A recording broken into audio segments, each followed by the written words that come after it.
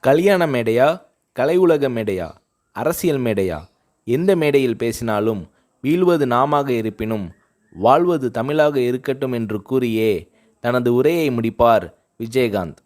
கலைஞர் கருணாநிதி அவர்களின் இந்த திருவாசகத்தை புரட்சிக் கலைஞர் விஜயகாந்த் அவர்கள் தன் இதய வாசகமாக வைத்து பேசி வருகிறார்.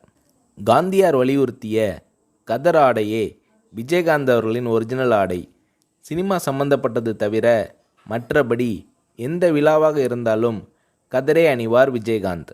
தன் அப்பாவிடமிருந்து கதர் அணியும் பழக்கத்தை கற்றுக்கொண்டவர் விஜயகாந்த்.